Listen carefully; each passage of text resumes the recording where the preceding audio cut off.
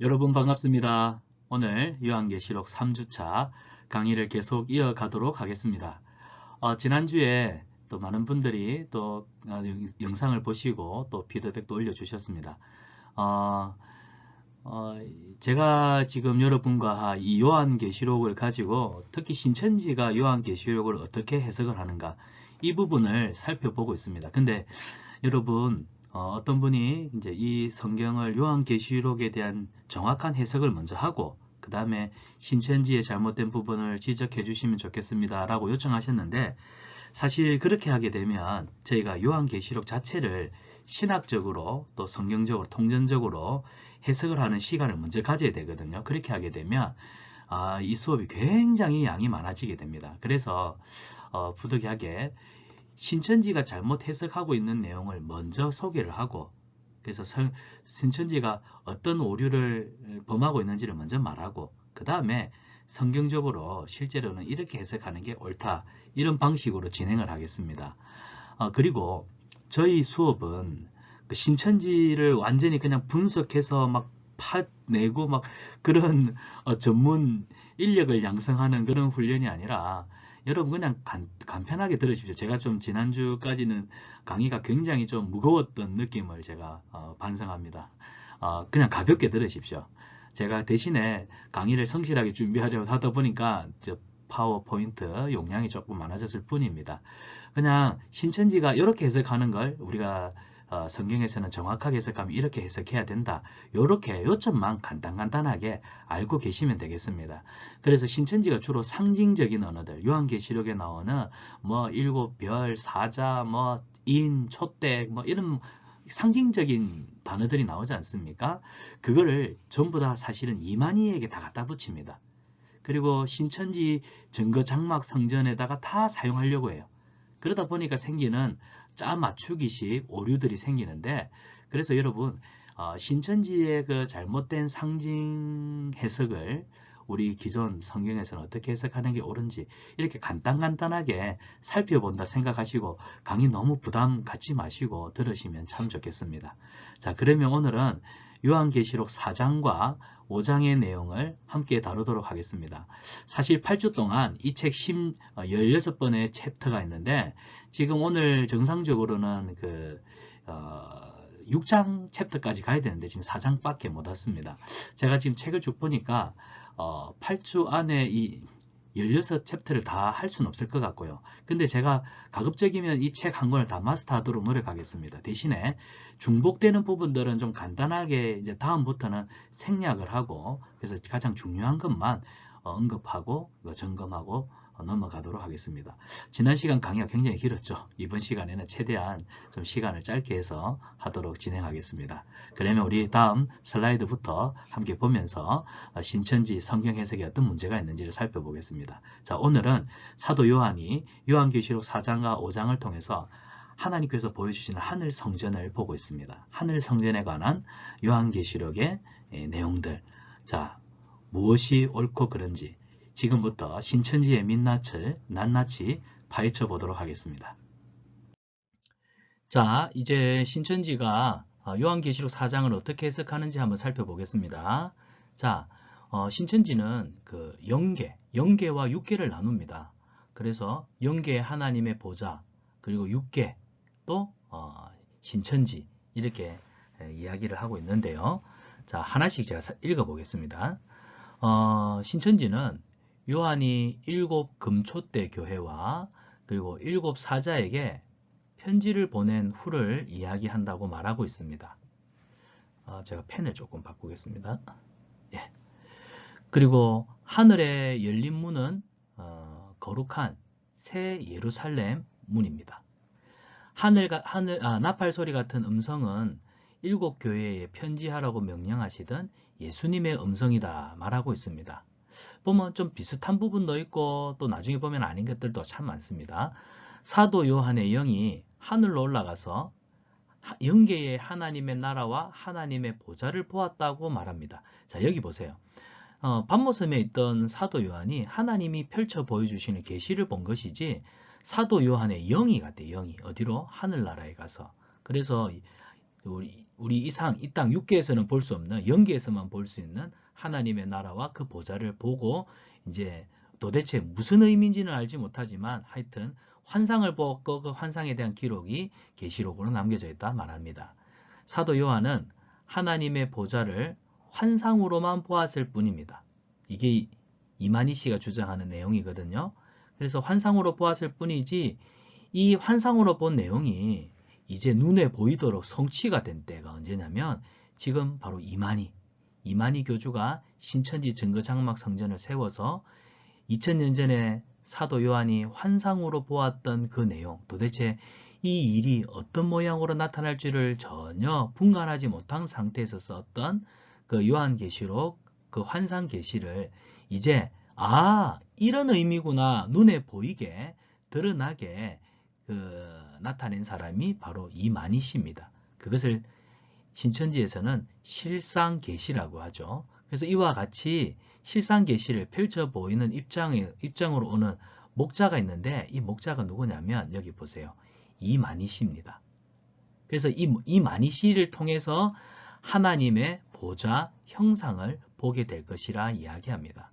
그래서 이제 결국 신천지는 사도 요한의 위치에 있는 그 목자가 누구냐? 이만희 씨입니다. 그래서 이만희 씨는 초림 때 2000년 전에 오신 예수님께서 제자들에게 하늘나라 천국 복음을 말씀하셨듯이 이제 하늘 영계에서 자신이 보고 들은 것을 그대로 신천지 증거 장막 성전을 통해서 이야기할 것이다는 내용이 요한계시록 내용이 되겠고, 특별히 오늘은 그 실상계시 가운데 4장을 살펴보려고 합니다. 자, 그러면 신천지는 요한계시록 4장을 어떻게 이해를 할까요? 신천지는 하나님이 영계의 구조와 또 육계의 구조를 나누어서, 그래서 영계의 구조대로 육계를 창조하려는 목적을 갖고 있다 합니다. 그래서 이 영계의 모습을 계시록 4장에 그려놓은 거예요. 그래서 지금 하나님이 계시는 영계의 천상을 하나님 나라를 이제 때가 되면 우리가 살고 있는 이 땅에도 이 땅 지구에도 천국을 똑같이 이제 만드신다, 그런 뜻입니다. 누가 만들까요? 예, 이만희 씨가 신천지 증거 장막을 통해서 그대로 만들 겁니다. 그래서 요한계시록 4장에 나오는 천국의 이야기는 눈에 보이지 않는 영적인 천국의 설계도입니다. 설계도이기 때문에 이 설계도를 가지고 뭐 해야 될까요? 네, 지금 우리가 살고 있는 이 땅에 뭘 지어야 돼요? 예, 천국을 지어야 돼요. 이 천국을 신천지는 뭐라고 한다고요? 새하늘과 새 땅, 신천지라고 부릅니다. 새 하늘과 땅. 그래서 지금 요한계시록 4장은 이제 신천지 장막을 통해서 이 땅에 만들어질 하나님의 나라, 그 나라의 설계도가 바로 4장이다 얘기합니다. 참 말도 안 되죠. 장차 이 하나님 나라, 지금 보이지 않는 이 영에 속한 하나님의 나라가 이 땅에 강림할 것을 요한에게 들려줬다. 언제? 2000년 전에. 근데 요한은 2000년 전에 이 계시를 받았기 때문에 정확한 내용을 안다 모른다. 모른다는 겁니다. 요한은 모릅니다. 누가 아느냐? 이 정확한 내용은 이만희 씨가 압니다. 알기 때문에 보여주는 거예요. 어떻게? 눈에 보이는 실상을 통해서, 실제 사물들을 통해서. 그래서 실제 사물들을 통해서 나타내 보인다 해서 실상계시라고 하는 겁니다. 자, 6개의 보좌가 있고 영계의 보좌가 있는데 결국 둘이 이 땅에서 하나가 되어 온전한 보좌를 이루므로 영생이 있게 된다고 합니다. 자, 보세요. 영계에 있기 때문에 이거는 영혼입니다. 육계에 있기 때문에 육체입니다. 그래서 신천지인들이 말하는 그 부활은 이렇습니다. 이 땅에 신천지 증거장막 성전을 통해서 14만 4천 명이 신천지인으로 등록이 되어서 구원을 받습니다. 그러면 이들이 이제 하늘로부터, 영계로부터 내려오는 거룩하고 순결한 14만 4천의 영혼을 받는 거예요. 그래서 14만 4천 명의 육체에 앞서간 14만 4천 명의 거룩한 영혼들이 와서 이 육체에 임한다는 겁니다. 참 신기한 거죠. 그러면 내가 신천지 다니다가 구원을 받았어요. 그러면 때가 되면 하늘로부터 거룩한 영이 와서 내 몸을 강탈해요. 그럼 나는 어떻게 되죠? 하여튼 신천지에서는 이렇게 14만 4천 명 이 땅에서 신천 신지 천국을 이루며 영생하게 될 거라고 이야기를 합니다. 자, 요한이 본 것은 하나님의 보좌와 또 그 계열들이었으며 들은 것은 이 영계의 나라가 장차 이 땅에 온다는 것입니다. 자, 지금 신천지가 말하는 내용이니까 잊지 마세요. 신천지는 이렇게 말하고 있다는 겁니다. 하나님의 보좌 계열은 하나님과 하나님을 둘러싸여 있는 24장로와 7등불의 영과 유리바다와 네 생물이 가득한 눈들이다 라고 이야기를 하고 있습니다. 자, 그러면 신천지가 말하는 이 내용에 대해서 무엇이 문제인지 문제 제기를 한번 해보겠습니다. 자, 그러면 어떤 문제가 있는지 살펴보겠습니다. 신천지는 2일 후에라는 말이 시간관계를 나타낸다고 해석을 합니다. 시간관계.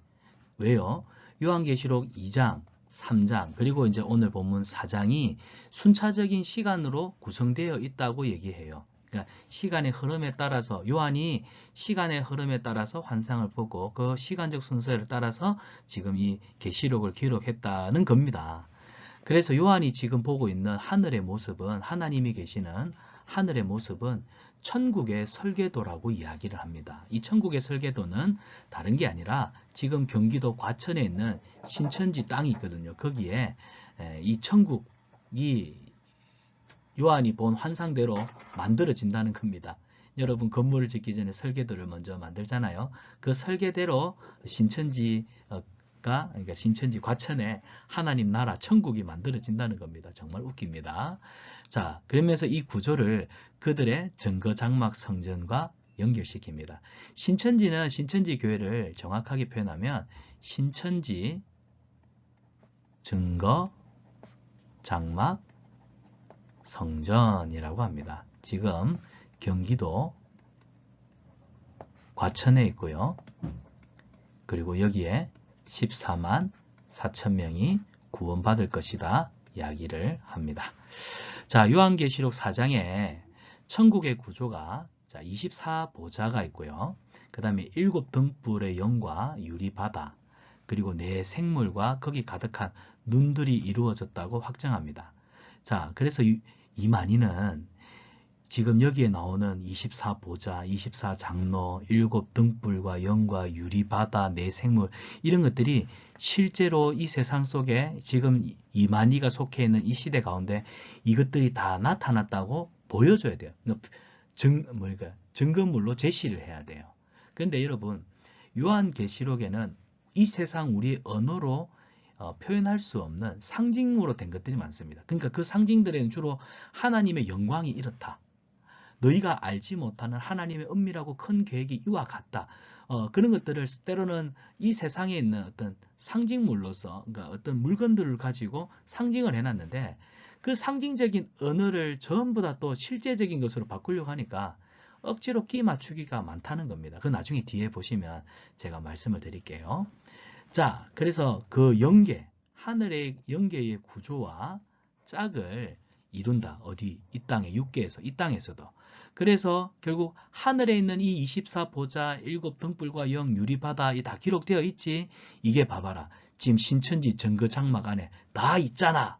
하면서 하나하나 지목한다는 겁니다. 예.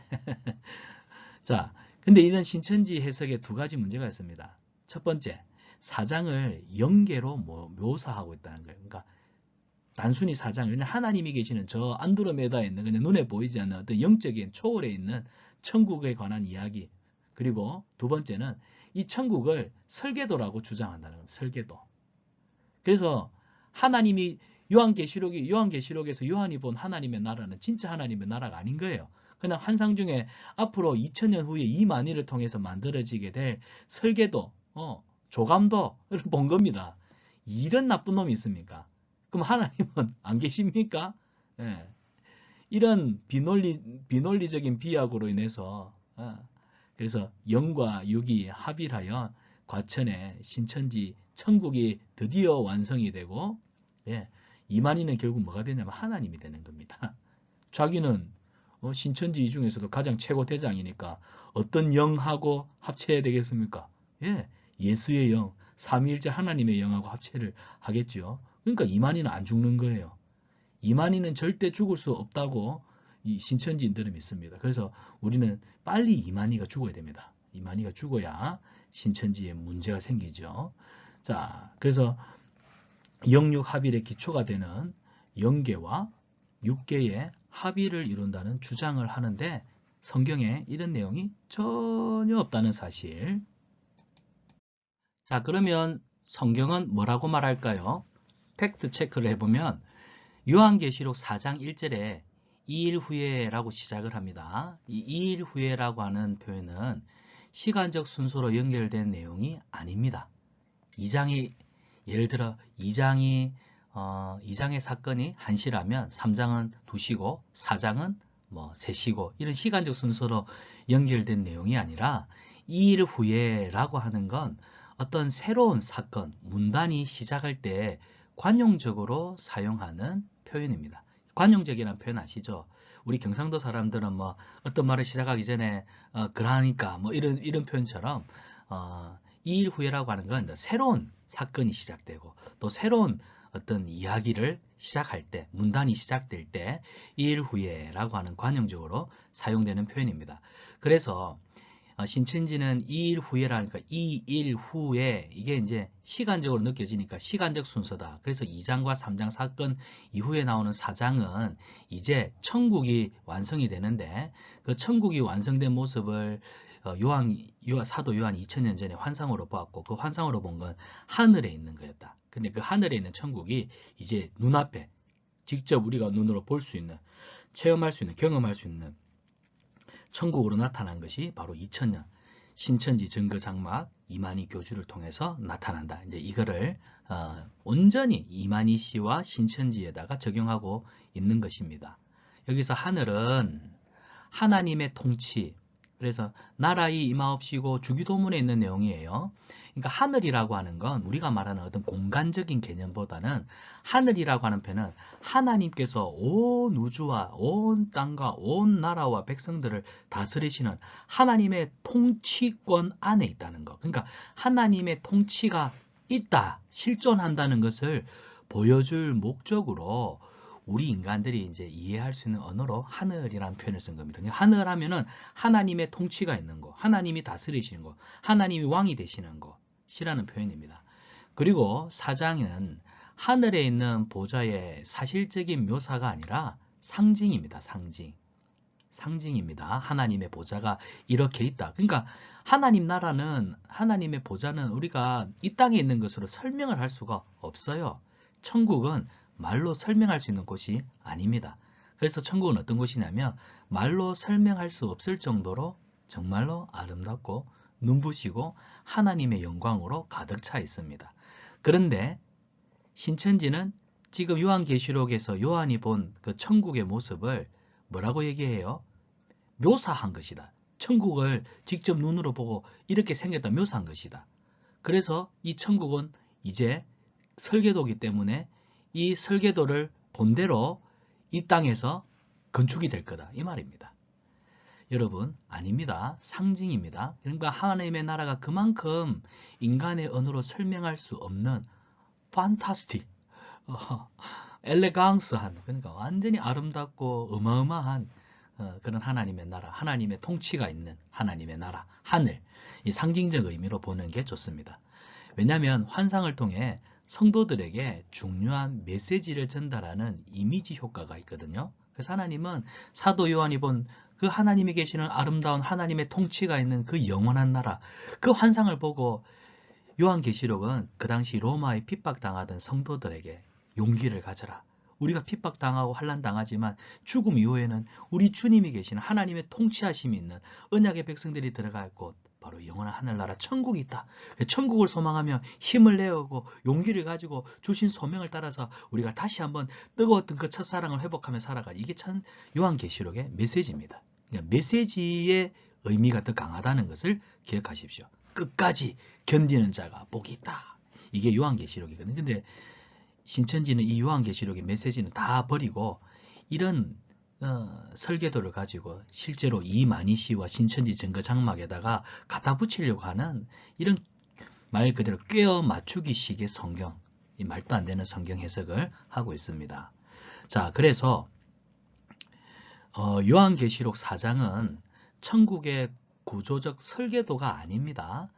하나님의 통치 공간인 하늘의 성격이 어떤지를 알려줍니다. 그러니까 영원하고 광활하고 웅대하고 웅장하고 하나님의 영광으로 가득 찬 그 위엄이 있는 곳, 이것을 요한계시록 4장에서 설명하고 있습니다. 자, 그러면 좀 더 구체적인 이야기를 한번 이제 나누어야 할 것 같습니다. 앞에서는 요한이 본 그 하나님의 나라, 영계의 하나님의 나라를 얘기했는데, 자, 그 속에 나오는 24장로라든지 7금초대, 이런 것들을 이제 디테일하게 한번 살펴볼게요.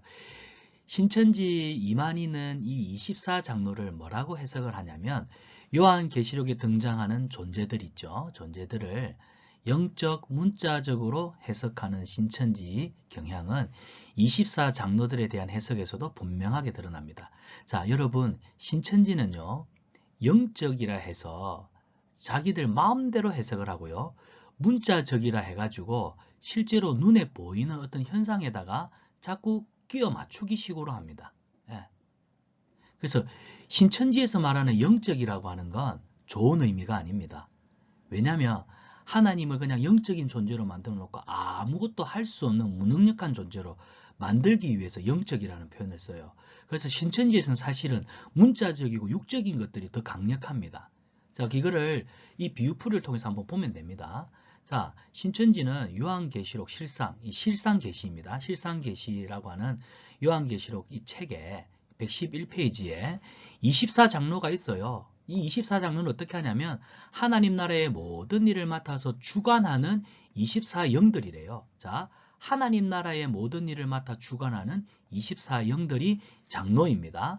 이들이 행정을 맡은 사람은 문관이라고 하고 또 내 생물을 담당하는 사람은 무관이라고 합니다. 근데 성경에는 이런 표현이 없는데 자기들이 이렇게 말합니다. 문관이 있어요. 글을 하는 문관. 예. 그리고 무술을 쓸 줄 아는 무관.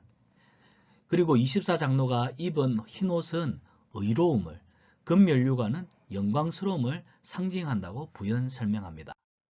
자, 과연 사실일까요? 그들이 말하는 이런 내용에는 문제는 없는지 한번 문제 제기를 해보겠습니다. 신천지는 24장로를 물리적이라고 하는 것은 이 현상적인 겁니다. 사실적인 존재로 이해를 합니다.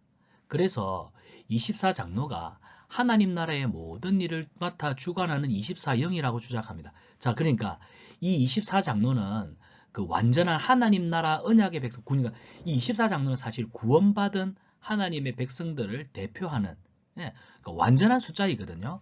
그런데 이걸 눈에 보이는 물리적인 것, 또 사실적인 것으로 설명을 한다고 하니까 결국에는 이 24장로는 뭐예요? 이만희와 신천지 증거 장막에서 문관으로서 무관으로서 이런 일들을 하는 사람이겠죠? 그렇습니다. 그런 하는 사람들이 나중에 진짜 뒤에 나옵니다. 제가 보여드릴게요. 그래서 이들이 문관이라면 6절에 등장하는 내생물 무관이라, 그래서 문관하고 무관으로 나눕니다. 그래서 직접적인 직책의 성격까지도 부여하고 있습니다. 이러한 해석은 요한계시록 4장이 천국의 설계도라는 주장하고 같이 맞물려서 가기 때문에 이런 이야기를 할 수가 있는 겁니다. 그래서 신천지 과천의 천국 설계도로 만들어진 천국이 완성이 되면 이 하나님 나라의 일을 하는 24명의 사람 장로가 있다는 거예요. 이 사람 장로들이 일부는 문관이고 일부는 무관이라는 겁니다. 자, 24장로에 해당하는 24영이 신천지에 소속된 24명의 특정 계급에 속한 사람들에게 임했다라고 합니다. 자, 이런 주장은 상식적으로 봐도 거부 반응이 일어날 수밖에 없죠. 그러니까 본문의 상징들을 너무 문자적으로, 사실적으로 오늘 이 시대에 있는 것으로 끼 맞추려고 하는 이 오류를 벗어나지를 못합니다. 근데 여러분 확실하게 한번 짚어보겠습니다. 여러분, 실질적으로 그 보좌를 실제적인 어떤 의미로, 의자로 보는 것은 올바른 이해인가요? 아니면 보좌가 지니는 상징적인 의미를 바탕으로 하나님이 어떤 분이신지를 깨닫는 것이 올바른 이해인가요? 예, 후자입니다. 후자. 근데 신천지는 이 보좌를 이만희가 앉아있는 보좌라고 실질적인 의자라고 보기 때문에 잘못된 해석인 겁니다. 그러면 보좌는 뭡니까?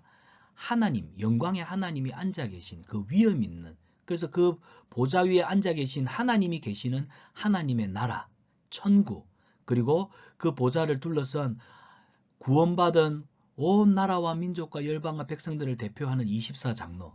이게 상징을 통하여서 하나님이 계시는 천국, 그 천국에는 구원받은 성도들이 들어가기 때문에 지금 현재 핍박받고 있는 성도들아, 믿음 잃지 말고 끝까지 이겨라. 이게 요한계시록의 메시지인데, 이 메시지는 쏙 빼버리고 요한계시록에 나오는 상징을 어떻게 해요? 사실화시키고 문자적으로 해석해서 결국에는 이 보좌는 이만희 교주님이 앉아 계신 보좌입니다. 그 옆에 둘러싸여 있는 24명의 실질적인 업무를 보는 이분들은 바로 24장로입니다. 그래갖고 신천지 지금 교회 안에 있는 것들을 다 요한계시록 4장에 있는 내용으로 다 맞추는 거예요. 자, 보좌를 둘러싼 24장로가 실제로 어떤 자격을 갖춘 분들인지 궁금해하는 것은 올바른 이해입니까? 아닙니다. 이 24장로는 상징입니다. 상징. 나중에도 말씀드리겠지만 구원받은 성도들을 대표하는 완전한 숫자입니다. 자, 그러면 성경은 뭐라고 말하느냐?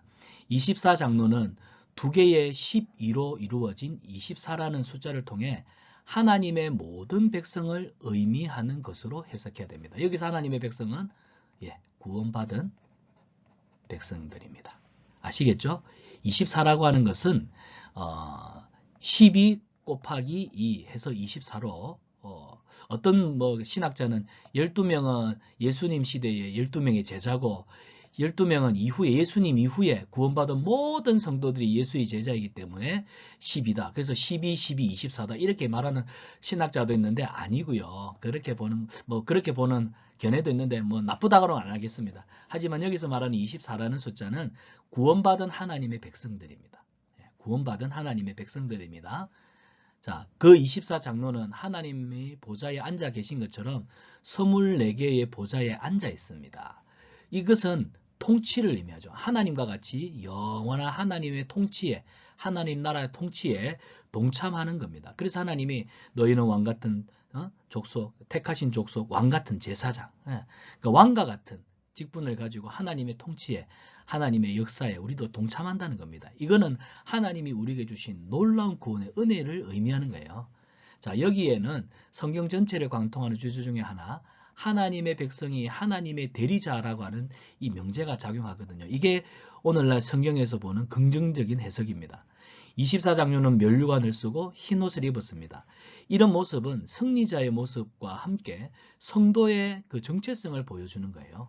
계시록에서 흰 옷은 성도의 거룩함을 나타내 줍니다. 그래서 구원받은 거룩한, 죄가 없다, 예수님의 보혈로 죄 없다 여김을 받은, 인치심을 받은 성도들이 거룩한 흰옷을 입고 하나님의 보좌 곁에 둘러서 앉아서 주님과 함께 영원히 다스린 것입니다. 그래서 성도가 하나님의 보좌를 에워싼 이 보좌에 앉는다는 해석이 사실은 좀 너무 과분할 정도 아닙니까? 우리가 무엇이간데 하나님과 같이 하나님 나라에서 하나님 옆에 보좌에 앉아가지고 하나님의 통치권으로 우리가 하나님과 함께 통치한다? 그만큼 하나님의 나라는 성도들에게 영광스러운 것이고 은혜로운 것이고, 그 은혜로운 하늘을 하나님 우리에게 상급으로 주셨다는 것은 이 땅을 살아가는 우리에게 얼마나 큰 위로가 되는지 몰라요. 이것이 요한계시록이 우리에게 주는 메시지입니다. 자, 지금부터 신천지가 얼마나 웃기는 데인지를 한번 말씀드려 볼게요. 자, 이만희는 신천지 요한계시록의 그 한상계시가 지금 2000년이 지난 이 이만희를 중심으로 해서 신천지 증거장막에 실제로 됐다잖아요. 지금 여기 서 있는 사람들이 누군 줄 아세요? 24명의 요한계시록에 나오는 24장로들입니다. 총회장님과 24장로. 여기 보십시오. 24장로는 약속의 말씀대로 출현되었고 만국을 소생시키는 새하늘의 역사와 모든 행정실무의 사명을 담당하고 있고 모든 분야에서 가장 발전된 신천지 증거장막 성전을 위해 지금도 일하고 있다. 근데 날짜는 언제입니까?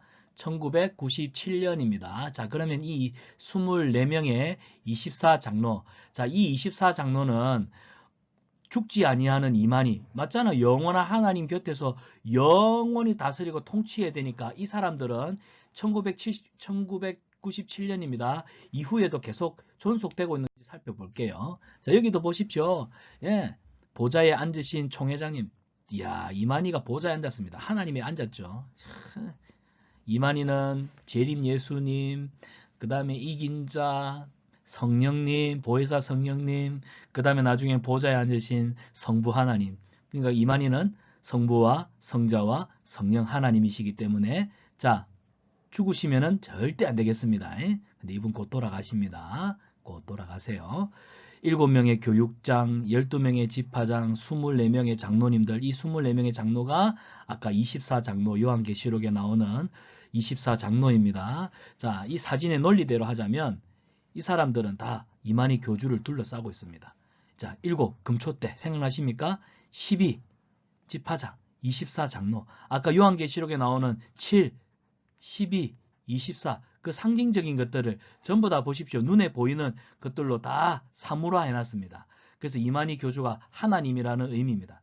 야, 금방지죠. 지가 보좌에 앉았다고 합니다. 이런 말도 안 되는 짓을. 그래서 이 신천지인들이 자주 교지가 내려옵니다. 예. 영계의 보좌에는 24장로와 4생물이 내릴 때 쭉 한번 보십시오. 이렇게 24장로와 4생물이 등장하고 있다. 쭉.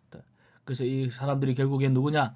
예, 아까 그 사진에 나와 있는 24명 장로, 예, 이러면서 14만 4천 명을 지키고 치리하는 자들이라고 그들은 주장합니다. 자, 신천지 24장로의 행정 업무 분담 내역. 신천지는 하나님께서 약속하신 뜻이 하늘에 이루어진 것 같이 오늘 이 땅에 이루는 일이다. 이러면서 보십시오. 보좌를 중심으로 둘러싼 24명의 흰 옷 입은 자들로서 하나님 나라의 행정 업무를 맡아 주관하는 행정위원들이 누구냐? 자, 24장로입니다. 보세요. 행정 업무를, 그러니까 신천지의 모든 행정 업무를 맡아 주관하는 사람들이 누구냐면, 예, 24장로들이 되겠습니다. 그러니까 신천지의 중앙여가주 이런 것들이 있고요. 보십시오. 자, 그래서 1997년 보좌가 구성이 되었습니다. 그리고 그때 24장로들이 모두 채워져 있습니다. 언제요? 1997년입니다. 여기 보이시죠? 자, 그런데 지금 1999년 4월 달인데요. 여기 보시면 문화부 담당하시는 잉머라고 하는 장로님, 예, 물갈이가 됐습니다. 예, 불과 2년 후에. 그 다음에 건설업을 담당하시는 오머문 장로님 물갈이 됐습니다. 그 다음에 피머 장로님도 마찬가지. 이머진 장로님도, 이머부 장로님도. 여러분, 24장로가 하나님 마음에 안 든다고 마음대로 물갈이 되는 자, 그런 기가 막힌 천국을 여러분들이 지금 보고 있습니다. 자, 아까 전에는 99년이었고 지금은 2000년입니다. 2000년을 보니까 여기 보세요. 장로들 다 빠졌습니다. 이름이. 거의 다 빠졌죠. 예, 이름이 없습니다. 지금 겨우 충성을 맹세해갖고 살아남은 사람이 몇 명밖에 안 됩니다. 아래 표와 같이 9명이 남고 모두 물갈이 된 상태입니다. 업무 휴직자도 눈에 띄고요. 업무 대행자 중에는 한 사람이 2가지 업무를 담당하고 있는 경우도 있습니다. 아까 분명히 교지에는 24장로들이 신천지 내 모든 치리와 하는 행정적인 일들을 한다고 했는데 없습니다. 자, 지금 보십시오. 2009년 지금부터 11년 전입니다. 2009년 자료를 보더라도 24장로 중에 한 사람은 또 요한 집화장으로 자리 이동하고 12지파를 지도해주고 보십시오. 엉터리. 이제 이 사람들만 있고 다 비었어요. 지금 장로들이 없어요. 지금 이 뭘 말하는지 한번 보십시오. 여러분, 신천지인들에게 구합니다. 24장로가 바뀌기도 하고 줄어들 수 있습니까? 여러분들 생각에는 뭐 그게 무슨 문제냐, 언제든지 총회장님의 뜻에 따라서 바꿀 수도 있는 거 아니냐라고 하지만 여러분, 적어도 환상계시라고 하는 그 요한계시록의 말씀을 여러분에게 적어도 인용하려는 양심이 있다고 한다면 여러분, 신천지 여러분은 그 아무리 환상계시를 실상계시보다는 덜하다 생각해도 그 권위를 빌려오는 입장에서는 여러분 마음대로 입맛대로 해석하면 안 됩니다. 요한계시록 19장 4절 나오는 24장로는 새 하늘과 새 땅이 완성되기까지 하나님의 보좌를 지키며 경비하는 존재이기 때문에 절대로 바뀔 수가 없어요. 그러면 여러분이 요한계시록 자체를 인용을 하면 안 되죠. 요한계시록을 인용하면서 여러분의 입맛대로 필요한 것은 갖다 쓰고 버리고 아유. 그러면서 여러분이 뭐 요한계시록의 실상을 얘기한다. 이만희한 거짓말에 속고 있는 겁니다. 여러분 그러지 마세요. 자, 요한계시록 19장 4절은 또 요한계시록 6장에서 18절은 모든 재앙과 심판이 끝나고 큰 성 바벨론이 멸망한 다음에 그리스도의 영광스러운 재림과 여기 보세요. 예수님의 재림과 또 어린 양의 혼인잔치가 베풀어지고 21장의 새하늘과 새 땅이 나타내는 것을 24장로들이 찬양하는 구절인데 새하늘과 새 땅이 되고 나서도 툭 하면 바뀌고 툭 하면 잘리고 휴직하고 여러분 이게 무슨 실상입니까? 예수의 영이 임했다는 재림주인 이만희 교주, 니골라당, 청지기 교육원과 또 짐승, 오평호, 유재열 이 상대를 싸워서 이겼고 새하늘과 새 땅을 이루었으면 24장로는 14만 4천 명이 완성될 때까지 계시와 주석에 나와 있는 것처럼 백성들을 치리하고 지켜주어야지 엿장수 마음대로 왔다 갔다 하면 그게 무슨 하나님의 역사이겠습니까? 그래서 신천지인들에게 고합니다. 빨리 회개하고 돌아오십시오. 자, 우리 강의가 지금 한 36분을 지나가고 있습니다. 제가 자꾸 말이 많아져서 죄송합니다. 중간에 잠깐 얼굴 한번 비치고 또 계속해서 내 생물과 또 나머지 상징들을 신천지가 얼마나 터무니없이 해석을 하는지 또 살펴보도록 하겠습니다. 자, 여러분 여기 지금 본문을 보시면 그 내 생물에 관한 내용이 나옵니다. 자, 신천지는 요한계시록이 하늘의 구조, 아까 설교대로 했죠. 설교대로 보여준다고 합니다. 그래서 자신들의 원리를 고수를 하는 데서 인용할 뿐입니다. 진짜는 뭐예요? 요한계시록을 중요하게 생각하지 않고 실상계시가 되는 이 실상계시는 누구입니까? 예, 이만희 교주가 그때그때마다 풀어주는 말씀들이 성취된 요한계시, 진짜 요한계시록, 실상계시라고 보기 때문입니다. 그러니까 여러분 뭐 신천지는 이제 완전히 거짓말에 이만희의 거짓말에 꼭두가시처럼 놀아나고 있다고 보시면 되겠습니다. 요한계시록에 나오는 숫자를 사실적인 숫자로 봅니다. 아까 상징이라고 드렸죠. 특정한 숫자들을 자신들의 조직에 적용하려고 하는 경향이 뚜렷합니다. 그래서 아까 그 12지파 14만 4천 명, 그 다음에 24장로, 그리고 뭐 7명의 신천지 또 교육장들, 이런 숫자들 다 여기 요한계시록에 나오는 숫자, 상징적인 수, 7등불, 7영, 7천사, 4생물, 4천사, 이런 것들을 다 자신들이 지금 신천지 교회 안에 있는 것들로 다 이야기를 하고 있습니다. 그래서 여기 보세요. 요한계시록 4장 6절에서 8절에 나온 네 생물에 대해서 네 생물의 네 얼굴, 각기 다른 사명을 뜻한다. 이 네 얼굴이 다 다르다는 것은 맡은 사명도 다르다. 밀림의 왕 사자는 하나님의 말씀을 깨닫지 못한 짐승 같은 사람을 심판하는 역할을 한다. 심판하는 천사장이다. 그래서 그들 중에는 교육하는데 전도도 열심히 하러 가는 사람들을 막 꾸짖고 책망하는 사람이 있습니다. 그 사람이 사자입니다. 사자. 바틀 같은 송아지는 사람의 마음을 갈고 가라지를 뽑는 천사장입니다. 또 만물의 영장인 사람은 지각을 사용한 참과 거짓을 심판하는 천사장이고요. 새들의 왕인 독수리는 영을 심판하는 천사장. 네 생물들의 6날개, 천사장을 돕는 6명의 장로, 하나님 보좌를 둘러싼 24명의 장로들이 한 천사장에게 6명씩 배정되어 있어 날개의 역할을 하며 돕는다. 그 근거는 계시록에 네 생물이 있는 곳에 항상 24명의 장로가 있기 때문이다. 그래서 고로 이 상징적인 숫자와 의미를 전부 다 신천지에다가 다 갖다 붙입니다. 우리도 갖다 붙이면 24장로, 우리 당회원 장로들, 7명, 우리 7명의 부목사들, 이렇게 갖다 붙이는 거죠. 24장로, 7등불의 영, 네 생물과 천천만만의 눈은 결국 사명과 직위에 따른 구분이며 하나님의 명령이 보좌에서 점점 아래로 7영, 24장로, 네 생물 주위에 가득한 눈들로 전달된다. 그래서 결국 신천지는 하나님의 명령이다 해갖고 신천지 교주 이만희로부터 내려오는 교지가 이런 순서, 조직의 순서를 따라갖고 하부로 전달이 됩니다. 그러니까 밑에 하부 조직은 어떻겠습니까? 거의 이만희가 던져준 이 교지는 거의 뭐 왕이 백성들한테 신하들한테 내린 교지와 같은 수준의 권위 있는 문서가 되는 거예요. 그러니까 이만희의 말이 결국 성경이 되는 겁니다. 이제 이해가 되시죠? 우리가 66권 성경보다는 오히려 이 66권 성경보다는 이만희의 말이 성경보다 더 권위 있는 말이 되는 거예요. 그러니까 로마 카톨릭하고 똑같이 되죠.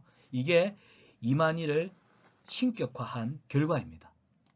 자, 그럼 이런 신천지 해석 문제가 없을까요? 신천지 24장로, 7등불의 영, 내생물의 일종 계급으로 이해합니다. 그래서 하나님, 이만희, 그 밑으로 24장로, 그 밑으로 또 뭐 6장로, 뭐 내생물 이런 식으로 쭉쭉쭉쭉쭉쭉 조직. 그래서 함부로 밑에 있는 14만 4천 명 아래 평신도들은 감히 위로 우러러 볼 수 없는 이런 조직화시켰어요. 그래서 이런 계층화, 계급화, 조직화를 통해 가지고 신천지는 구성이 되어 있기 때문에 감히 누구도 신천지에 쉽게 발을 들이지만 쉽게 나올지 못하고 쉽게 이만희 교주의 말에 거역할 수가 없습니다.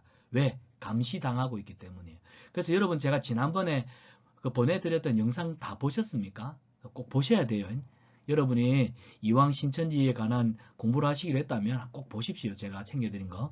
거기 보면 신천지에 빠져있는 사람들이 그 공동체 생활하면서 알게 모르게 서로가 서로를 감시하는 감시체계 속에서 가족도 못 만나고 어디 다니지도 못하고 그렇습니다. 그러니까 이런 조직 시스템화 해가지고 신천지에 한번 빠지면 늪이 돼가지고 나올 수가 없게 되는 거예요. 자, 계속 이야기하겠습니다. 자, 이런 해석은 정답을 제시하는 것 같아 보여요.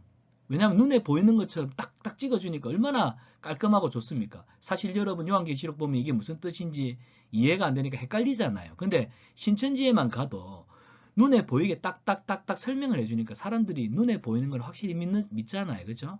그러니까 신천지 사람들이 쉽게 미혹되는 겁니다. 근데 이런 것들은 성경적이지 않고 결국 인위적인 해석일 뿐입니다. 본문 어디를 봐도요. 이런 계급은 절대로 존재하지 않습니다.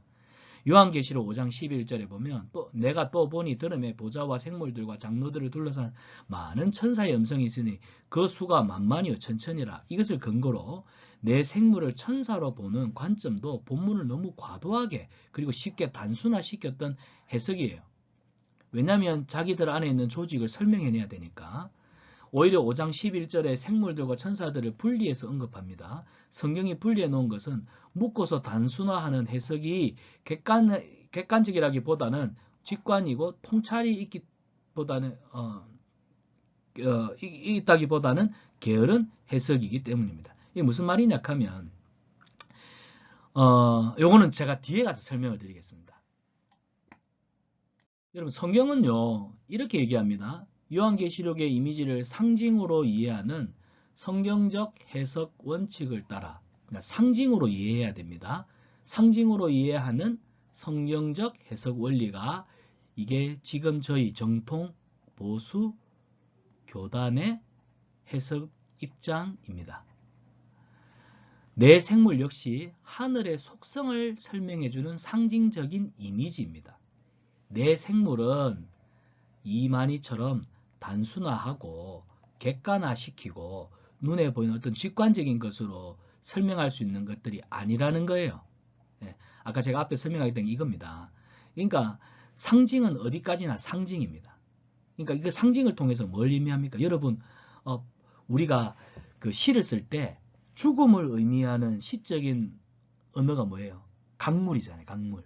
특히 우리 한국 그 문학에서 보면 그 강물이 흘러간다 이 표현을 보면은 그 강물이 세월이 흘러가는 의미도 되지만 또 강물이 주는 의미는 죽음을 의미하기도 하거든요. 갈라놓는다. 이 생과 또 저 세상을 갈라놓는 그래서 죽음을 의미하는 강을 건넜다 이 표현이 죽음을 의미하는 그러니까 강은 말 그대로 어떤 상징적인 의미로서의 뜻을 가지지 그 강이 예를 들어 우리 사익동 교회 안에 막 강이 뭐 조그만하면 뭐 분수대가 있다. 그 강이 바로 강이다. 이러면서 신천지를 갖다 신격화하고 막 신천지를 진짜 막 천국처럼 이야기하고 이렇게 단순화하고 객관화하는 오류를 범해서는 안 된다는 겁니다. 상징은 상징으로 해석해야 합니다. 내 생물의 얼굴이 사람, 사자, 독수리, 소의 모양인 이유는 무엇일까요? 이는 성경에서 우주적 의미를 지니는 4라고 하는 숫자와 대표성을 갖는 생물의 조합 때문에 그렇습니다. 한 번 더요. 그러니까 결국 우주적이라는 겁니다. 하나님의 나라, 천국은 어디 뭐 한 부분에 차지하는 게 아니라 하나님의 나라는 사실은 눈에 보이지 않지만 온 우주 영역, 그 광활한 그 모든 것들이 하나님이 다스리고 통치하시는 하나님의 나라 영역 안에 의미를 뜻하는 겁니다. 그 하나님의 그 광대한 하나님의 나라 안에 대표성을 가진 존재들, 그것들을 성경에서는 상징적으로 이 내생물 이렇게 표현하고 있는 거예요. 그래서 내생물이 하늘에 존재한다는 사실은 하늘이 하나님의 통치가 실현되고 있는 공간임과 동시에 모든 피조물들이 하나님의 통치 가운데 있다. 그래서 피조물들은 결국 창조주이신 하나님의 손안에 있다. 이것을 그냥 보여주기 위한 겁니다. 자, 우리는 하나님이 섬기는 이 내생물의 존재를 통해 뭘 발견해야 되냐면, 어떤 의미를 깨달아야 되냐면, 하나님은 만물을 다스리시고 통치하시고 보존하시고 하나님의 섭리대로 이끌어 가시는 권능과 위엄을 가지신 하나님. 그래서 그분은 우리의 주인 되신다. 그래서 우리의 고난도, 우리의 고통도, 우리의 시련도, 우리의 눈물도 다 기억하시기 때문에, 자, 사도 요한이 그 당시 고난당하는 성도들에게, 오늘 환난 가운데 있는 성도들에게 얘기합니다. 여러분, 믿음을 잃지 말고 끝까지 믿음을 지키십시오. 그 주님이 우리와 함께 하시며 영원토록 우리를 지키실 것입니다. 이것이 요한계시록이 우리에게 주는 메시지입니다. 자, 이제 이번에는 그 요한계시록 5장의 내용들을 한번 해석해 보겠습니다. 5장에 보면 뭐 7인으로 봉한 책, 이는 누가 뗄 것인가, 이 내용이 나오는데, 이것 또한 신천지가 어떻게 해석하는지, 결국 신천지는 이만희와 신천지 증거 장막에 있는 것에다 자꾸 갖다 붙이게 한다는 거. 그래서 너무 어렵게 생각하지 마시고, 아이고 성경책에 있는 것들을 자꾸 이만희한테 갖다 붙이고 신천지 증거 장막 성전에 갖다 붙여가지고 저그가 말하는 교주님이 진짜 하나님이고 저그가 다니는 교회가 진짜 요한계시록에서 말하는 완전한 교회인 것처럼 이야기를 하는데 아니구나 라고 생각하시면 되겠습니다. 신천지는 요한계시록 5장 1절에서부터 5절을 해석하면서 본격적으로 이제 신천지의 특권, 우리만이 구원받은 사람들이고 우리에게만 유일한 구원이 있다라고 주장을 하죠. 자, 신천지는 요한계시록 5장 1절에 예수님이 계시록을 성취하시면서 하나님의 보좌 앞 7등불의 영을 비유를 풀어주시고 약 2000년 동안 누구에게도 해석하지 못하게 했던 계시록을 이제 이만희를 통해 펼쳐서 7 금초대 교회와 7 사자들로 하여금 성도들에게 인치게 하셨다. 결국 여기 보십시오. 2000년 동안 누구도 해석 못했던 요한계시록을 누가 펼쳐 해석합니까? 이만희가 펼쳐가지고 신천지 교회, 금초대 교회는 신천지 교회입니다. 신천지 교회 안에서 이만희가 이 계시록의 말씀을 펼쳐가지고 결국 이 이만희의 말을 듣고 신천지 교인이 된 사람들은 인침을 받아서 구원받았다. 이 말입니다. 너무 쉽죠? 이렇게 그들이 보고 있습니다. 신천지가 이처럼 장막 성전의 7사절을 인정하는 이유는 그들의 실패를 발판으로 증거 장막 성전과 이만희 씨를 등장시키기 위함인데, 무슨 말이냐면, 여러분 앞에 유재열의 장막 성전 아시죠? 유재열의 장막 성전이 무너져야 돼요. 실패해야 돼요. 왜냐하면 요한계시록에 보면은 이게 무너지고 새로운 사자가 등장해서 새로운 교회를 세우는데, 무너진 교회는 유재열의 교회고 새로 세운 교회가 이만희의 증거 장막 성전이 되기 때문입니다. 그래서 끊임없이 이 앞에 유재열 씨를 까고 오평호 씨를 까는 이유가 거기에 있습니다. 신천지는 실상을 가르쳐 준다고 하면서 요한계시록 5장 내용이 유재열의 장막 성전과 거기 있었던 7명의 핵심 세력, 7명의 핵심 세력 천사라고 불렀습니다. 자, 그래서 유재열 일당에 관한 예언인 요한계시록이 오늘날 성취되었다. 그는 실패했고 이만희는 성공했다. 이 얘기합니다. 신천지는 여기서 더 나아가 예수님이 마귀와 싸워 이겨 그 인을 떼실 수 있게 되었으며 봉인한 책이 제일 먼저 영계에서 열리고 그 다음 6개 신천지에서 펼쳐졌다고 해석을 합니다. 자, 그러면 이런 신천지 해석에 문제가 없을까요? 자, 실제 의미를 성취될 때 비유로 감추었던 요한계시록이 유재열의 장막 성전에서 개봉되었지만 이 배도에 의해서 배신에 의해서 잠시 봉함이 되었다가 다시 펼쳐졌다는 겁니다. 누가? 이만희를 통해서. 그래서 신천지는 이미 일이 사실은 영계에서 먼저 일어났고 이제 이만희를 통해서 이 땅에서 육계에서 일어나게 되었다. 그것이 펼쳐져서 계시의 말씀으로 드러난 것이 이만희를 통해 나타난 신천지 증거장막 성전이다 얘기합니다. 자, 본문은 예수님이 책에 인을 떼셨다고 하는데 신천지는 이것을 굳이 영계에서 일어난 일로 규정해 버리죠. 이 굉장히 위험한 해석입니다. 왜 이처럼 영계와 육계를 구분하는 걸까요? 여러분 궁금하시죠? 왜 자꾸 영계와 육계를 구분할까요? 만일 예수님이 육계에서 2000년에 오셨던 예수님이 실제로 책에 인을 떼시는 것이라면 지금 이만희는요. 육계의 재림 예수로 온 이만희는요. 할 역할이 없어지잖아요. 그러니까 예수님 전에 이미 영계에서 이 얘기가 됐고 그 다음에 육계에서 이만희가 이 일을 한다. 그래서 영계와 육계를 구분해야만 이만희가 말하는 신천지 증거장막 성전의 모든 말씀들이 타당하게 되는 타당성을 가지는 겁니다. 장막 성전에 있었던 사건들을 요한계시록에 깨맞추려는 신천지는 책이 어떻게 봉함되어 있는가에 큰 관심을 보입니다. 즉 누가 책에 인을 뗄 것인가. 여기서 인을 뗄 것인가에 관심이 있기 때문에 결국 누가 앞에 유재열의 장막 성전을 통해서 봉함이 되었다가 이거를 떼는 거예요. 누가? 이만희가. 그래서 책이 어떻게 봉함되었는가? 왜 봉함되었는가? 그래서 자꾸 유재열의 장막 성전을 언급하는 이유가 거기 있습니다. 그래서 이만희 씨가 성경의 정당성, 정통성을 가진 사람이 되려면 자꾸 앞에 장막 성전 유재열이라고 하는 사람을 까야 될 수밖에 없는 이유가 거기 있습니다. 자, 성경은 뭐라고 말하나요? 팩트 체크를 한번 해보겠습니다. 눈이 아프실 것 같아서 색깔을 좀 바꾸겠습니다. 자, 다니엘서에 보면은 이 종말에 관한 내용이 부분적으로 기록되어 있습니다. 그래서 다니엘서를 배경으로 요한계시록 5장에 책이 봉함되어 있다 하는 말과 또 그 인을 뗐다는 말의 의미를 한번 살펴보겠습니다. 다니엘서에 보면 하나님의 나라가 약속되고 그것이 도래합니다. 언제? 정해진 종말의 때. 하지만 보십시오. 다니엘서가 약속한 하나님의 나라의 도래, 하나님의 나라가 오는 거예요. 정해진 종말의 때까지는 아직 성취가 되지 않았습니다. 아직 성취가 되지 않았죠. 반대로 종말은 하나님의 모든 뜻과 계획이 성취되어야 만천하에 드러나면서 도래합니다. 그러니까 세상의 마지막 날은 하나님의 뜻. 그래서 마태복음 28장에 보면은 이 천국 복음이 세상 끝까지 전해지고 나서야 그 비로소 하나님의 나라가 예수 그리스도의 재림이 있을 것이다 하잖아요. 그러니까 이런 하나님의 뜻과 계획이 성취가 되면 진짜 마지막에 예수님이 구름 타고 오시는 진정한 재림이 있다는 겁니다. 네, 하나님이 약속한 예수 그리스도의 재림, 하나님 나라가 올 것이다 하는 이 이야기는 아직 언제인지 몰라요. 정해지지 않은 종말의 때까지는 아직 하나님 나라는 약속은 됐지만 아직 오지 않았습니다. 아시겠죠? 자, 그리고 마지막 때에 도래하는 것은 이 땅의 모든 나라의 권세를 능가하는 영원한 하나님의 나라. 그러니까 마지막 때에 하나님의 나라가 왔다는 것은 우리가 믿고 있는 하나님이 진짜 이 땅에 도래하시는 겁니다. 이곳에. 그래서 이곳에 하나님의 나라가 완전히 실현되는 것을 의미합니다. 근데 이제 이건데 이제 신천지는 이미 그 이만희가 왔기 때문에 뭐예요? 이만희가 재림의 주님으로 왔잖아요. 이만희가 재림의 주로 왔기 때문에 지금은 뭐예요? 종말의 때라는 겁니다. 그리고 종말의 때라고 하는 건 이미 하나님의 뜻과 계획이 성취가 되어가고 있는 중이에요? 아니면 되었다는 거예요? 되었다는 거예요. 그러니까 이게 이제 앞뒤 문맥이 안 맞게 되는 겁니다.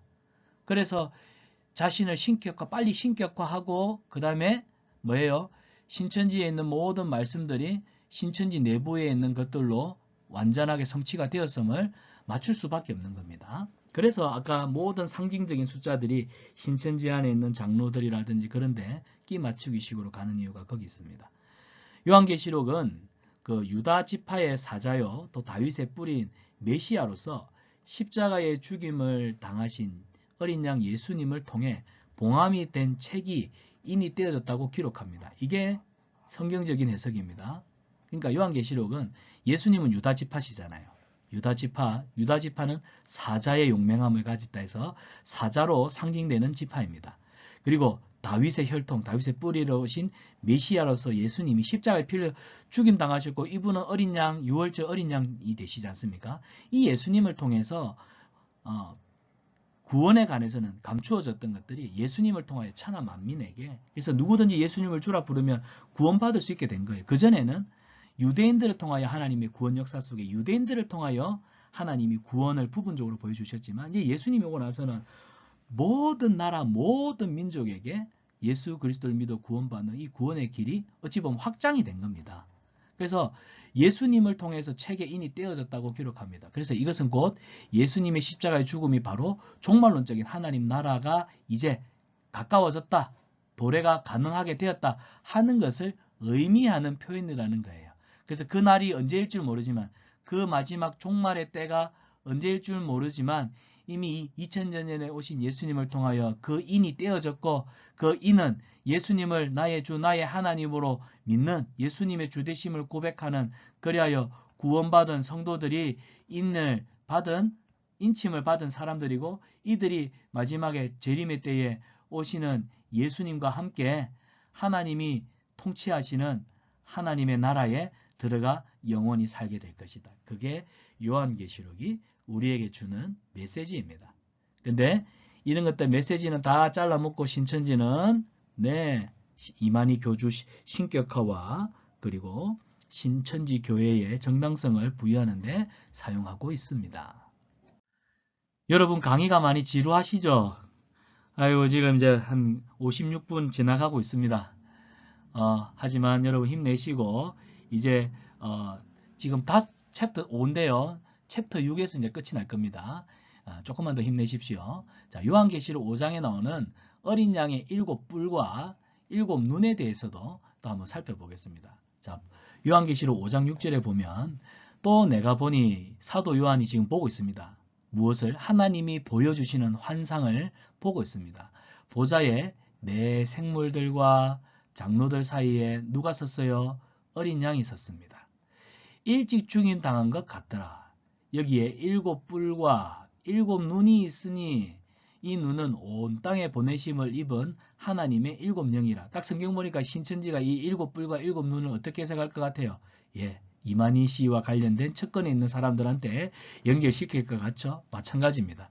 여기 보세요. 신천지는 뿔은 권세를 뜻한다는 논리를 앞세워서 본문의 7뿔이 예수님께 속한 7권세자, 그러니까 큰 권세를 맡은 7명의 사람들, 7명의 육체를 말한다고 주장합니다.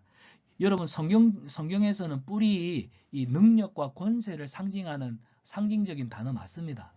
신천지도 똑같이 해석을 하죠. 근데 이 뿔이 결국 예수 그리스도의 어떤 영원하심과 능력과 권세를 상징하는 표현으로서 요한계시록에 사용되었는데 이 뿔을 어떻게 해요? 신천지 안에 있는 7명의 힘을 가진 권세를 가진 7명의 사람들을 뜻한다고 말합니다. 그래서 그 사람들에게 이 가공할 만한 예수님과 같은 권세가 주어져서 그래서 이 7명이 말하는 말은 무조건 들어야 된다. 그래서 아까 그랬죠.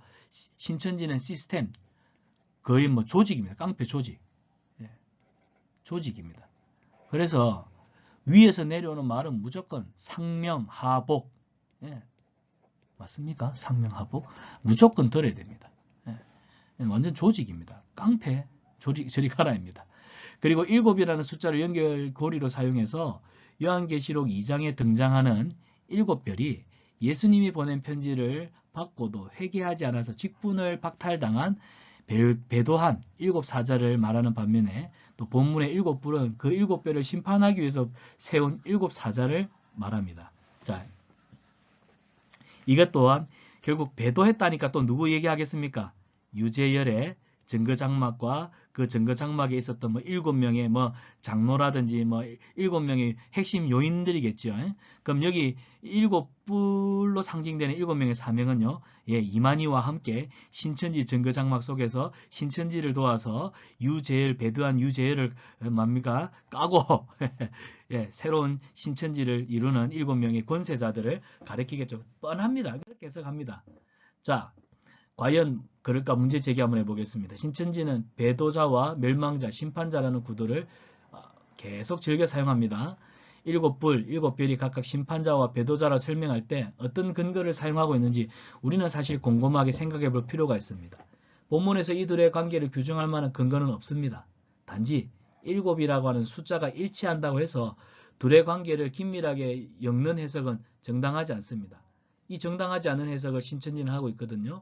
신천지의 해석에 동의하려면 먼저 신천지의 배도자와 심판자 교리를 수용해야 하는 상황인데 이것은 결국 순환 논정의 오류를 불러일으킬 뿐입니다. 이런 신천지 해석 논조는 요한계시록을 해석하는 모든 과정에서 일관성 있게 나타납니다. 자, 그래서 팩트 체크를 해보자면 이렇습니다. 일곱 등불과 일곱 눈은 스가랴 4장을 사실은 배경으로 하고 있습니다. 그 스가랴 4장에 일곱 등잔과 또 일곱 영, 여호와의 눈, 두 감람나무 다림줄, 큰 산 등 요한계시록에서 빌려 쓰는 이미지가 이 스가랴 4장에 등장하는데 이 일곱 영이라고 하는 주제에 대해 살펴보면 일곱 등불, 눈, 영, 성령에 의미한다는 것을 알 수 있습니다. 그러니까 보십시오. 일곱 등불, 눈, 영, 결국 이것은 뭘 의미한다? 성령 하나님을 의미합니다. 스가랴 4장에 등잔이 있습니다. 여호와의 눈이 있습니다. 계시록 4장과 5절, 계시록 5장과 6절. 결국 여호와의 신이 임했다. 이것은 뭐라고 하냐면 성령을 의미합니다. 일곱 영이라고 하는 것은 우리 가운데 도우시는 성령님을 의미한다는 겁니다. 자, 그래서 어린 양의 일곱 뿔은 에녹서 90장을 비롯한 유대 문헌, 이 에녹 1서는요, 위경에 해당되는 책입니다. 우리가 성경을 정경 우리 66권, 우리가 지금 보고 있는 성경 66권을 정경이라고요. 그 다음에 천주교에서는 외경을 가지고 있습니다. 이 66권의 성경책에 외경을 갖고 있고 외경이 16권인가? 12권인가 그렇습니다. 그리고 위경이라고 하는 거는 말 그대로 그냥 짜집기 된 거지. 그러니까 외경하고 위경은 우리는 이것을 하나님의 감동으로 쓰여진 책이라 보지 않습니다.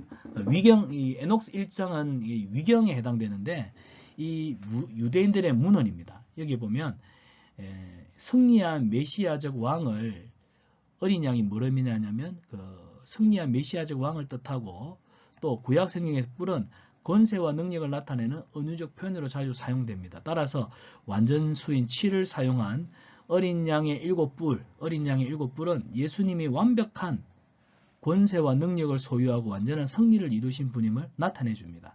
근데 이제 이 위경에 있는 이 내용을 인용할 수 있는 이유는 뭐냐면 그 당시에 사람들이 상투적으로 사용하고 관용적인 의미로 받아들이는 단어들이 있지 않습니까? 그래서 사실은 우리가 정경 66권을 보면서도 외경과 위경을 참조하는 건 뭐냐면 그 시대의 어떤 정서, 뉘앙스를 위경과 외경에서도 참조할 수가 있거든요. 그러니까 우리가 500년 전에 조선시대에 어떤 풍경을 가졌느냐, 물론 조선왕조 실록을 보면 되지만 조선왕조 실록 말고도 또 야사라는 것들이 있습니다. 야사라는 것들을 보면 실록에 기록되어 있는 그러니까 정사에 기록되어 있지 않는 야사에는 또 야사만의 아주 구수한 그 시대의 어떤 문화와 삶의 스토리들을 정말 구수하게 진솔하게 담아내거든요. 그런 어떤 배경들을 참조할 수 있기 때문에 그래서 우리도 성경을 해석할 때 때로는 이 위경과 외경에서 나타나는 문화적인 것, 역사적인 것들을 참조를 하는데 자 그래서 일곱 양과 뿔은 그 당시에 이 뿔이라고 하는 것이 권세와 능력을 나타내는 은유적 편유로 자주 사용되었고 7은 완전수입니다. 그래서 결국 어린 양의 일곱 뿔이란 뭐냐면 어린 양 대신 예수님이 이 일곱 뿔, 완벽한 7, 뿔은 권세. 그래서 완벽한 권세와 능력을 가지신 완전한 승리자이다는 것을 요한계시록에서 이야기를 한다. 그래서 우리는 정경을 해서 해석을 할 때도 같은 해석으로 받아들이고 있습니다. 자, 신천지의 일곱 별이 일곱 명의 지도자를 의미한다고 주장하지만 잘못됐습니다. 신약 성경은 일곱 별이라고 하는 개념으로 교회 지도자를 표현한 경우가 없습니다. 오히려 일곱 별은 지상의 교회와 천상의 대응체로 해석해야 됩니다. 그래서 교회를 천상적 존재로 간주하는 요한계시록의 교회론과 밀접한 관계가 있습니다. 그래서 쉽게 표현하면 이 일곱 그 별은 그냥 이 땅의 교회들, 예수님을 믿고 구원받은 성도들의 모임인 교회를 그 교회가 하늘나라에서 완성된 하나님의 나라의 교회로 그냥 여러분이 해석을 하시는 것이 좋겠습니다. 자, 조금만 더 힘내십시오. 얼마 안 남았습니다. 자, 금대접 그리고 검은고 새노래. 신천지는 요한계시록 5장 8절에 기록된 대로 금대접에 가득한 향이 성도들의 기도라고 밝히면서 그것을 담은 금대접은 사람을 지칭한다고 얘기하고 그 향을 피우는 불은 하나님의 말씀이라고 해석을 합니다. 그래서 보십시오. 금대접에 가득한 향은 성도들의 기도요. 그것을 담은 금대접은 사람이며 그 향불을 피우는 불은 하나님의 말씀입니다. 이게 신천지가 이렇게 해석을 하는데 결국 이것도 이만희한테로 가고 이것도 이만희를 돕는 추종자들한테 가고 그래서 결국 기도를 많이 하라. 이만희를 위해서 기도를 많이 하라. 이만희의 말을 잘 따라라. 그렇게 해석을 하는 겁니다. 자, 그러면서 하나님이 사도 바울을 택한 나의 그릇이라고 칭하신 사도행전 9장 15절 하나님의 말씀을 불이 되겠다 하신 예레미야 5장 14절을 근거로 이런 짜맞추기식 성경 해석을 하는데 자, 다음 새 노래를 설명하는 다음 단락에서도 분명히 드러납니다. 보십시오. 검은고는 성경을 말하며 새 노래는 계시록을 해석하는 말씀을 의미한다. 애굽에서 이스라엘 인도에 내실 때 하나님은 친히 노래를 지어 모세로 하여금 가르치게 하셨으며 그 노래말이 신명기 32장의 말씀이다. 이것을 모세의 노래라고 한다면 예수님이 주신 신약 성경의 말씀은 어린 양의 노래이다.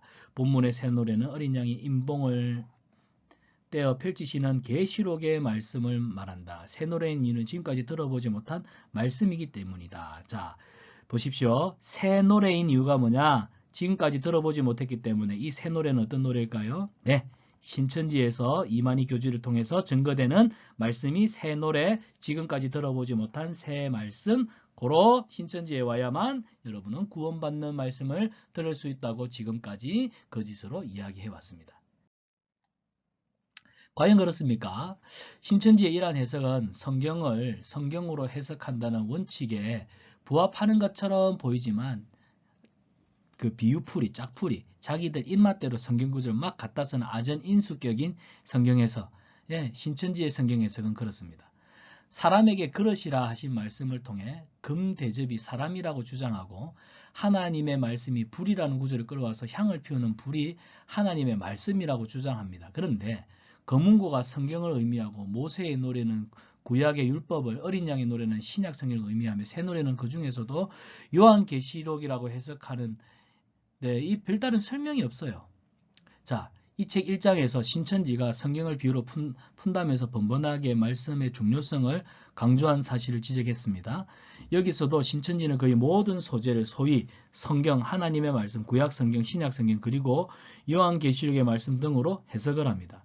이런 해석은 신천지가 말씀을 강조하는 그런 곳이다 하는 인상을 주고자 하는 매우 인위적인 의도가 또 결국 부자연스럽게 작용한 결과인 것 같습니다. 그러나 이처럼 성경을 자주 언급한다고 해서 그것이 성경을 사랑하는 것이냐? 아닙니다. 요한계시록이 지금까지 들어보지 못한 새 노래라고 주장하는 이 신천지의 이만희 씨의 해석은 결국 이만희가 정권을 쥐고 있기 때문에 여러분 이 성경을 가까이 한다. 누가 봐도 신천지는 처음에 신천지에 빠지는 사람들은 그래요. 가장 성경적이다. 성경에서 시작해서 성경에서 끝이 난다. 개신교에 봐봐라. 목사들은 성경 읽고 설교 시작하면 지 이야기, 지 자랑만 하다가 성경 이야기는 안 하고 끝나는데 신천지는 와라. 처음부터 성경에서 성경으로 간다. 그러니까 성경에 정통한 데가 아니냐 이렇게 얘기하거든요. 그런데 여러분 보세요. 그런 인상을 주고는 있어요. 그런 인상을 주고 있지만 이 말씀이 진짜 하나님의 말씀 성경을 성경대로 풀이하냐는 거예요. 아닙니다. 매우 인위적으로 성경을 쓰는 것처럼 얘기하지만 보십시오. 너무 인위적으로 해석을 하고 그러다 보니까 성경 해석 자체가 너무 부자연스럽습니다. 결국 성경 해석의 정권은 누가 쥐고 있느냐? 이만희가 쥐고 있어요. 그래서 이만희가 말하는 게 진짜 성경이고 진짜 요한계시록이고 요한계시록 이만희를 통해 진짜로 실현이 되었고 그 보좌에 나중에 이만희가 앉을 거고 그 보좌가 있는 곳이 신천지 증거장막성전이고 이게 자꾸 그 사람들이 한번 빠지면 미혹되면 이만희를 이렇게 참 신격화해서 본다는 겁니다. 안타깝죠. 자, 성경은 뭐라고 얘기하는지 한번 살펴보겠습니다. 성경에는 이 부분이요 정확하게 해석하면 이렇습니다. 네 생물과 24명의 장로들이 검은고와 향이 가득한 금대접을 가지고 어린 양 앞에 엎드렸더라. 여러분 여기서 중요해야 될 사실 단어는 여기 상징이 아니라 사실 이 단어입니다. 동사입니다. 동사. 엎드렸다. 엎드렸다고 하는 이 주 동사의 사실은 이 네 생물, 뭐 장로들, 검문고, 향 여기에 이 강조되고 있는 단어는 엎드렸다입니다. 왜냐하면 노래를 연상시키는 하프와 또 기도를 의미하는 이 향은 결국 엎드렸다고 하는 동작과 함께 쓰여지거든요. 그래서 왜 엎드렸느냐? 여러분 구약에 보면 성전 예배를 봉사하던 레위 지파 제사장들 있지 않습니까? 이 24명의 제사장들이 하나님 앞에 이렇게 예배하는 그 동작들을 암시하는 거예요. 그래서 결국 여기 나오는 금대접, 하프, 검은고는 하나님을 예배할 때 성전 제사와 연결되어 있다라고 보시면 좋겠습니다. 그렇게 해서 이 그 구절을 해석을 하는 게 맞습니다. 그래서 요한계시록 15장 2절에 3절을 보시면 우린 지금 5장을 다루고 있는데 15장 2절과 3절에 보면 모세의 노래와 어린 양의 노래를 서로 견주어서 묘사하거든요. 서로 비교하면서 묘사하는데 이 세 노래는 뭐냐면 어린 양의 노래입니다.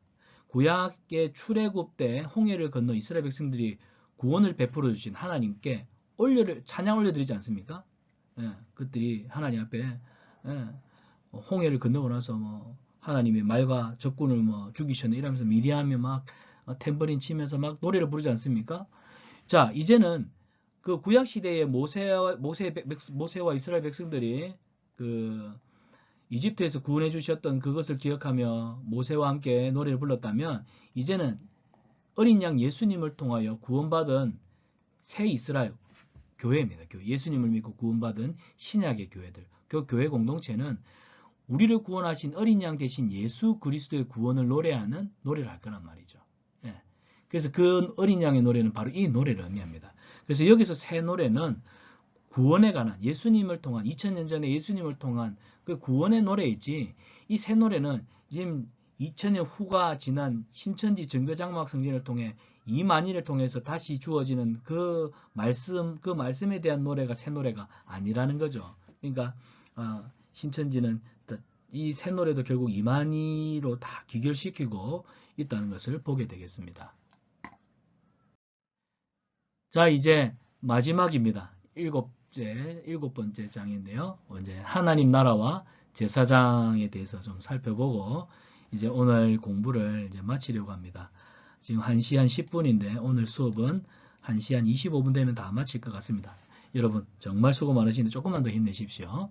자, 신천지는 요한계시록 5장 9절에 우리가 잘 알죠. 각 나라와 족속과 백성과 방언에서 아무라도 셀 수 없는 능히 많은 숫자가 하나님 앞에 나와서 이렇게 구원하심이 보좌에 앉으신 우리 하나님 어린 양에게 있도다. 이 노래 부르는 내용 기억하시죠? 자, 요한계시록 5장 9절의 이 문구에서 각 나라와 족속과 방언과 백성 나라 이것이 뭐냐? 펼쳐진 계시록을 요한이 받아먹고 그 책에 기록된 예언의 참뜻을 가르치는 곳 신천지 증거 장막입니다. 그리고 많은 사람이 죄에 사로잡혀 있는 곳이라고 주장합니다. 자, 그들을 제사장으로 삼으시고 왕노릇하게 하신다는 것은 그들을 교회를 치리하는 목자로 세워주신다는 뜻인데 이 교회를 치리한다는 말은 기성교회, 오늘 우리 같은 교회를 치리한다는 개념을 도입합니다. 그래서 신천지는 왜 자꾸 교회로 들어오느냐면 교회에 있는 이 참뜻을 가르치는 곳은 신천지인데 이 참뜻을 가르친 신천지에 와야 되는데 사람들이 전부 다 어디에 기성교회 안에 잘못된 데 가서 죄에 사로잡혀 있다는 거예요. 그래서 신천지는 죄에 사로잡혀 있는 기성교회에 들어와서 참되신 하나님 이만희의 뜻을 전함으로 그들에게 우리에게 구원을 알려주겠다는 겁니다. 그래서 교회를 치리한다. 누가? 신천지가. 제사장 삼으시고 왕노릇하게 하신다는 건 기성교회에 들어와서 우리 같은 목사들한테 바벨론 목사들한테 거짓된 말로 미혹되고 있는 기성교회 성도들을 신천지 말씀으로 가르쳐서 신천지로 빼와서 그 신천지 교회로 옮겨와서 그들로 하여금 예언의 참뜻을 가르쳐 주시는 이만희 교주님과 함께 14만 4천 명을 이루어서 과천에 있는 신천지에서 영원한 하늘나라 천국을 만들어서 행복하게 살게 한다. 그래서 우리가 교회로 가서 거짓말로 모략으로 성도들 유혹하는 것은 절대로 죄가 아니라 하나님이 기뻐하시는 일이다. 이게 신천지가 가지고 있는, 그래서 신천지가 그렇게 잔인하게 거짓말을 뻔지르게 하고도 양심의 가책을 안 느끼는 이유가 바로 여기에 있기 때문입니다. 신천지는 하나님이 초림 때 범죄한 육적 이스라엘을 끝내시고 영적 이스라엘을 창조하신 것처럼 성취 때에는 부패한 이스라엘, 이 부패한 영적 이스라엘, 기성교회. 아까 보면은 육계와 영계도 나누고 또 영적 이스라엘, 육적 이스라엘 또 나눕니다. 이게 이단들의 어떤 이게 뭐랄까 이게 패러다임이라 해야 될까요? 얘들은 항상 보면 영과 육 나누고 영적 이스라엘, 육적 이스라엘 막 나눠요. 막 그래가지고 결국에는 좋은 거는 이단들이 다 가져가요. 뭐 여기 보면 영적 이스라엘, 육적 이스라엘이 있는데 영적 이스라엘은 결국 오늘 우리가 다니는 사기동교회 기성교회 성도들이고 이런 기성교회를 심판하고 14만 4천 명을 인쳐서 새로운 영적 이스라엘 창조하신다. 그게 신천지입니다. 그들이 보기에 영적 새 이스라엘은 요한계시록에 약속된 나라다라고 얘기합니다. 요한계시록에 약속된 새 나라. 하나님의 보좌와 내 생물과 장로들 앞에 새 노래를 부르는 이만희가 가르쳐준 말씀을 통해 새 노래를 부르는 14만 4천 명은 새로운 하나님 나라 제사장 곧 새 목자되기 때문에 이들은 어디로 끊임없이 들어와요? 네, 기성교회로 끊임없이 들어와서 여러분 들어보셨죠? 교회를 통째로 신천지로 옮기는 것을 산옮기기라고 합니다. 산옮기기. 산옮기기 작전을 통해 가지고 통째로 기성교회 성도들을 교회를 신천지로 데리고 갑니다. 신천지는 여기서 더 나아가 이 계시록이 응할 때 모든 사람이 영적 새 이스라엘의 목자들에게서 배워야 한다. 이게 바로 이만희죠. 이만희한테서 배워야 한다라고 주장을 합니다. 그러면 문제는요. 자, 각 나라와 족속과 백성과 나라 이것을 장소적 개념으로 이해하거든요. 신천지, 과천. 근데 요한이 그곳에서 가르쳤다는 주장은 근거를 찾아보기가 어렵습니다. 또한 제사장을 문자 그대로 제사장으로 이해하여 교회를 치리한다. 이 제사장은 교회를 치리하는 하나님의 목자다라는 신천지의 주장도 결국 성경의 앞뒤 문맥을 다 잘라 먹은 겁니다. 정제되지 않는 구약의 개념을 오늘날에 그대로 적용하는 오류를 또한 보여주고 있습니다. 물론 많은 교회에서도 목회자들 중에는 마치 구약의 제사장이도 되는 것처럼 가르치기도 하지만 그런 가르침은 극복해야 할 목회자 중심적 신앙 간의 기초를 둔 가르침입니다. 여러분, 왕같은 제사장이라고 하는 것은 목회자, 그러니까 기성교회 안에도 목사님들 중에는 목사님은 제사장이고 성도들은 양이다 이렇게 구분 짓는데 그게 굉장히 위험한 거고요. 루터와 칼빈에 의해서 신약의 성도들은 만인 제사장, 우리는 다 하나님 앞에서 왕과 같은 제사장입니다. 여러분, 우리 모두가 다 제사장이에요. 근데 신천지 자기들이 무슨 제사장이나 되는 것처럼 해가지고 기성교회에 들어와서 참된 이만희 하나님의 말씀을 전한다 이런 생각도 웃기고, 또 지금 교회 안에 있는 기성 목사님들 중에 신학적 지식이 부족하든지 아니면 본인의 어떤 목회자 중심의 어떤 그런 좀 뭐랄까요, 목사님의 권세를 강화하기 위해서 성도들을 갖다 나는 제사장이고 너는 양떼고 이렇게 구분하는 것도 굉장히 위험하고요. 네, 여러분 기억하세요. 우리는 하나님 앞에서 똑같은 왕과 같은 제사장입니다. 그러나 주님이 피를 사신 교회를 건강하게 세우기 위해서 교회 안에 목사가 있고 교사가 있고 직분자들이 있는 겁니다. 그래서 목사가 성도들보다 우위에 있고 그런 거는 하나님이 결코 기뻐하시지 않는 모습입니다. 자, 이스라엘은 육적 이스라엘, 부패한 영적 이스라엘, 영적 새 이스라엘로 구분하는 분류가 신천지에만 있지 성경에는 없습니다. 이런 구분은 성경 어디에도 찾아볼 수가 없다는 거. 그러다 보니까 어쩌면 지금부터는 신천지가 실상을 소개하는 듯 하지만 실상이라고 하는 해석보다는 뭐예요? 조금씩 자신들의 어떤 논리를 짜집기 하기 위한, 자신들의 논리를 정당화하기 위해서, 강화하기 위해서 짜집기 위한 일방적인 주장이구나 하는 것을 이제 느끼게 되지요. 이쯤 오면 사실은 신천지인이라 할지라도 깨달아야 되는데, 신천지인들 중에 열심히 공부한 사람들이 이쯤 오면 다 깨닫습니다. 근데 그 조직이 워낙 상명하복 시스템이다 보니까 감시를 당하다 보니까 이걸 눈치를 채도 못 빠져나와요. 자, 팩트 체크입니다. 각 나라, 각 족속과 방언, 백성과 나라 가운데서라는 표현은 예수님이 십자가의 죽음과 또 그로 인한 구원의 우주적 성격을 보여주고 있습니다. 그래서 예수님의 구원은 각 나라와 족속과 백성과 방언 가운데서 그래서 여기서 사용된 전치사 에크라는 뭐뭐로부터라는 의미입니다. 이것은 모든 사람이 구속을 경험하는 것이 아니라는 사실을 경험하죠. 누가 구원을 받습니까?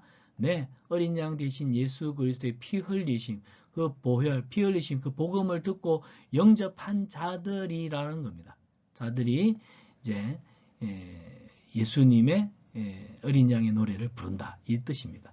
요한계시록 5장 10절에 하나님 앞에서 나라와 제사장을 삼았다는 구절은 출애굽기 19장 6절을 배경으로 합니다. 출애굽기 19장 6절에 보면 하나님은 출애굽한 이스라엘 백성이 언약을 잘 지키면 하나님에 대해서 제사장 나라가 되고 거룩한 백성이 될 것이라 약속하셨고 이 말씀은 오늘날에도 동일하게 적용이 됩니다. 그래서 베드로가 너희는 택하신 족속, 왕같은 제사장, 거룩한 나라라고 이야기할 때 이 말씀을 근거해서 한 말씀이고 지금도 오늘 우리에게 유효한 겁니다. 자, 이 모티브는 요한계시록에 그대로 재현되고 있고요. 그래서 어린 양의 피로 구원받은 성도들은 하나님 앞에서 나라가 됩니다. 하나님의 나라, 하나님 나라의 제사장, 그리고 하나님의 영광을 위하여 또 부르심을 받은 사명자들. 그래서 그런 사람들이 마지막 때에 예수님의 보좌 가운데 둘러서 가지고 구원자이신 예수님을 노래하는 거예요. 이게 어린 양의 노래인 겁니다. 이만희를 노래하는 노래가 아니라 어린 양 대신 예수님을 노래하는 노래. 자, 그래서 육적 이스라엘, 영적 이스라엘, 새 이스라엘 관계에 대해서 살펴보자면 성경은 이것들을 사실은 이렇게 얘기하지 않아요. 결국 영적 이스라엘이다, 육적 이스라엘이다, 새 영적 이스라엘이다. 이거는 이 이단들이 자신들의 어떤 정당성을 주장하기 위해서 늘 사용하는 어떤 구조입니다. 자, 읽어보면 성경은 육적 이스라엘과 영적 이스라엘 관계를 약속과 성취의 관계로 이야기합니다. 그러니까 뭐냐면 구약 시대까지는 하나님이 이스라엘을 통하여 구원하겠다 하셨잖아요. 그 약속.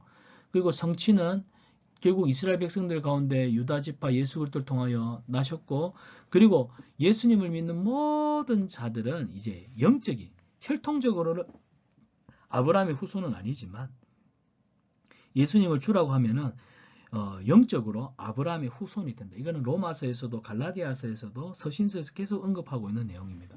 그렇기 때문에 영적 이스라엘, 육적 이스라엘은 하나님이 우리를 구원하시겠다는 약속과 그 구원의 성취라고 하는 관계 속에서 이해를 해야지.